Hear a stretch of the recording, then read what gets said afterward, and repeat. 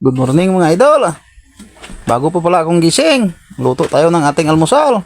Kilalanin nyo na lang kung ano yung ating almusal. Masarap po yan. At ayan na nga po mga idol. Ginayat-gayat ko lang ng ganyan ka ninipis. Kayo na bahala kung ano kagusto kaya inyong panggayat sa ating labanos. At ayan na nga po mga idol. Nag-gisa lang ako ng tuyo na lupoy dyan. Kilala nyo yan mga idol kung anong klaseng tuyo yan. Pero masarap kainin yan.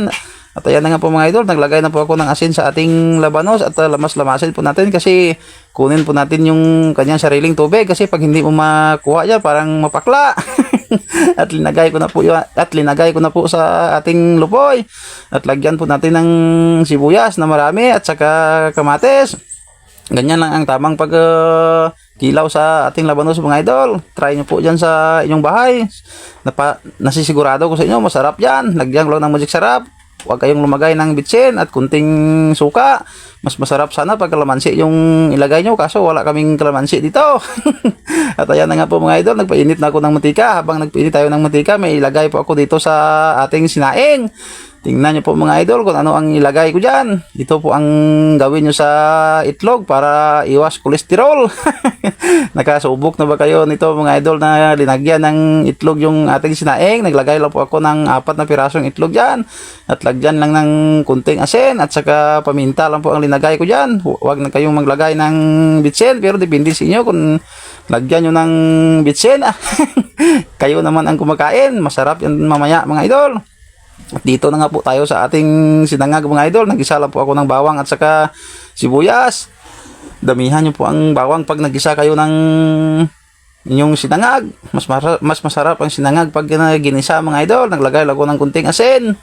Masarap naman ang ating almusal mamaya. At ayan na nga po mga idol. Pagkalipas na mga 10 minutes na hinalo-halo ko yung sinangag, luto na po yan. Sa mga hindi pa marunong magluto dyan, mag-umpisa na kayo magluto. Kasi gutom ang kinalalabasan nyo pag hindi pa kayo marunong magluto. At agad na po pala ako nagpainit naman ng mantika kasi magprito tayo ng tuyo mga idol. Tuyo na tunong-tunong. At pinatira po pala kami na tuyo rin kagabi. Inlagay ko na rin para ipang almusal rin natin yan. Isabay na natin. At ayan na po mga idol, luto na po yan. Huwag nyo munang hanapin ngayon yung ragaak ha. Maaga pa. Kain na po tayo. Good morning mga idol. Kain po tayo. Nilagay pa akong okra di kanina. Hindi ko na pinakita. At ito na yung itlog. Kandi. Nilagay ko kanina oh. Sobrang sarap to.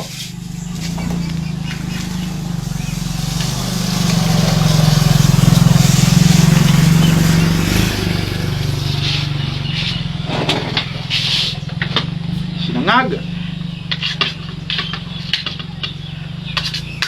Wala muna tayong paragaak. Maaga pa. Nasa alas 6:30 lang to ng aga. Ito yung labanos. Kakain na sa anak ko. Nakalimutan ko pa pala mag-pre. Amen. Stock mga idol.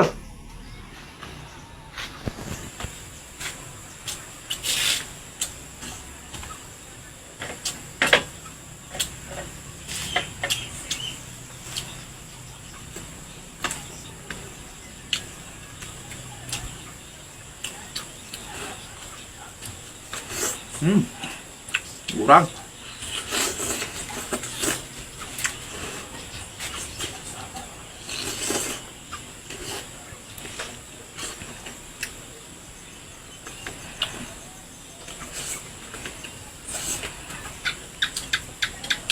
Ito yung tuyo na pinarito. Sarap to.